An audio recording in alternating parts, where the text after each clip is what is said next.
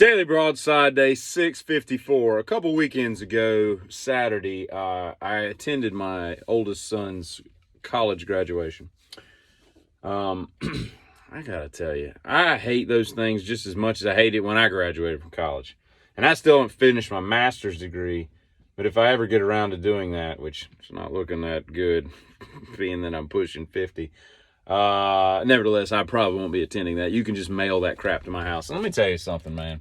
First of all, he went to the college I went to, and they didn't have I guess it's the basketball arena, basically. That didn't exist. They just started breaking ground on it. You know, I was in a sweaty gym with 1,000 other people, but I don't understand how anybody in attendance can find any of that enthralling at all. Like, it's so boring sitting there reading 400 names at the speed of smell. It's horrible. They need to get like an auctioneer or the dude from the 1980s Micro Machine commercials to sit up there and just blah, blah, blah, blah, just rattle off these names, because it's horrible, man. And then you got all the idiots that they go up there and their families like clap and set off air horns, and I'm like, dude, how much of a loser are you? Okay, calm the hell down.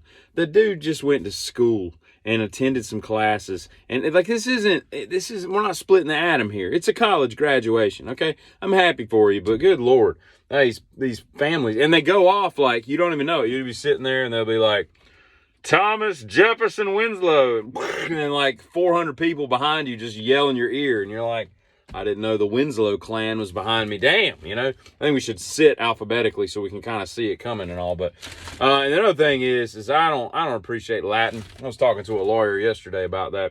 I was discussing with him how Latin must really suck. All the crap y'all got to put up with and writing all those dumb things you got to put in Latin and all. And he's like, yeah, you're not wrong. And they're no different than, magna cum laude, summa cum laude, baccalaureate, which a baccalaureate, I think, is like a religious service that honors the graduate. It's not actually part of the commencement and whatnot. And it's so stupid, man, because they're all the same. I don't, if you asked me, hey, we need you to be the keynote speaker at graduation next week, come up with something to speak about.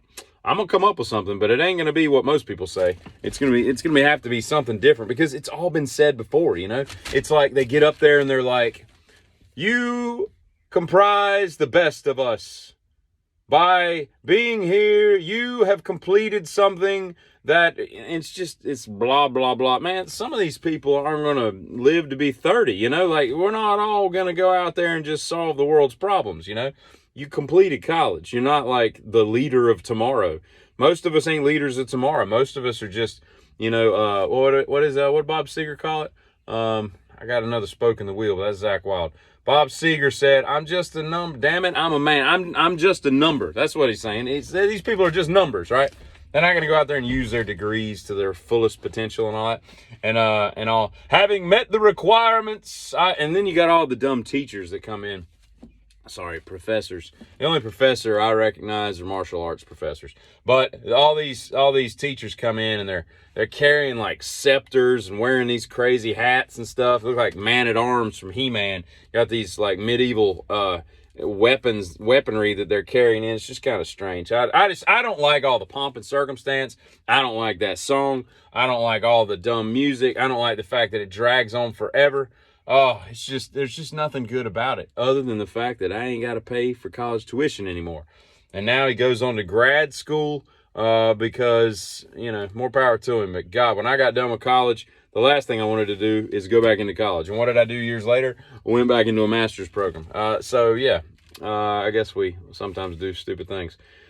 I was scrolling through TikTok yesterday and I discovered there was somebody live that was like, and the title was, want to debate a vegan? Come on in, or something like that. And I'm like, there are so many things I would rather do in this life. In fact, there are just about everything else in this life that I would rather do than debate a vegan. Why the hell do I care about debating a vegan? You're already an idiot. You don't eat meat. Like, I don't even understand your logic. And what are we arguing? That you're an idiot? I don't get it. I know what meat tastes like, and it's delectable.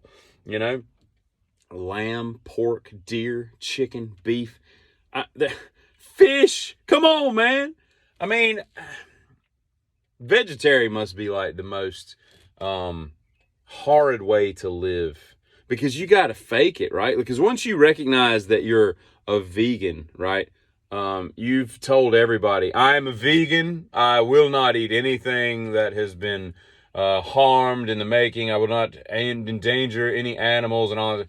Even though, like, when you go and harvest, grains and wheats and vegetables and stuff, like, you kill so many more things in a field than a hunter will in his entire lifetime. But let's just ignore that fact. That's just the inconvenient truth. Once you go down that trail, it's very hard. It's very hard to come back and be like, I was wrong, pass the chicken. Because people will be like, so you really, we were right, and you did suck at life, right? They just can't, they can't. And here's what it is, right? I see the pain on these people's faces. I was with a girl for a while, and she was complete, hadn't had anything since she was like 14 or something. Just didn't eat any kind of meat, whatever. Oddly, she cooked meat for other people. But nevertheless, we were at a restaurant one time, and she got some mozzarella sticks. Because when you're a vegan or a vegetarian, I don't know I think she was a vegetarian. Anyway, when you're that, you ain't got a lot of choices. So she's eating mozzarella sticks. I'm over there having like a steak or something. Well, anyway, they asked her, like, would you like marinara sauce with that? And she's like, yes. And so they bring out these mozzarella sticks and then a little monkey bowl, one of those little white monkey bowls full of marinara sauce. Except it wasn't marinara sauce.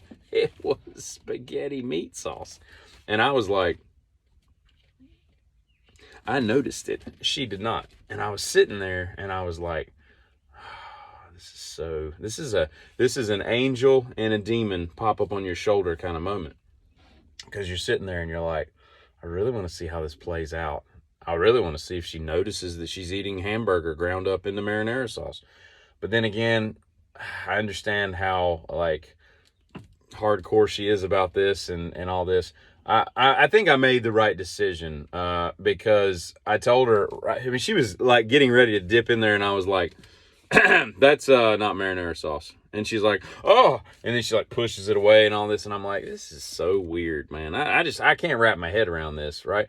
But then again, I don't want to dip mozzarella sticks into meat sauce either. But so, I mean, I kind of, maybe that's what disgusted her, is I was about to eat mozzarella sticks with meat sauce and not marinara. But anyway, I asked her, I said, they came and switched them out and all this stuff. And I said, if you don't mind me asking, what would have happened if you'd have eaten that? She's like, I would have thrown up all over the table. And I'm like, all right.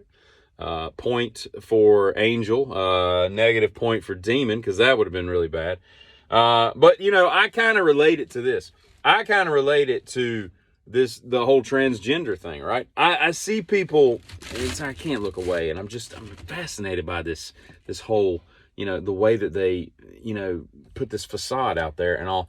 And I feel like it's the same way, because once you've gotten down that road far enough, you kind of own it. You can't go back, because then people will be like, so you're not a vegetarian. So you're not transgender after all. I mean, they have to like continue the charade all the way down the road. It's kind of like when Matthew Perry as Chandler goes to Yemen. You got to play it all the way to Yemen. You got to keep going. People call your bluff and they're like, hey, and they present this, and in your head, I'm sure a lot of those people are like, yeah, I just want to go back to being something different, what I was, just was before I played this game, and because it's just not working for me. I was trying to get attention. There's many reasons why people would do stuff like that, because they're not all full, owning it. It could be just an attention getter type thing. And once you get on that plane and you're like, I guess I'm going to Yemen. You got to go to Yemen. You know what I mean? If that makes any sense. Of course, you'd had to have seen that. He's trying to get rid of this girl, and he tells her that he's going to Yemen, and she follows him all the way to the airport, and now he has to get on a plane and actually go to Yemen. I think that's what vegetarian and transgenderism is for some. Not everybody, but for some. That probably makes no sense, but I could explain it better perhaps if I had more time, but I don't.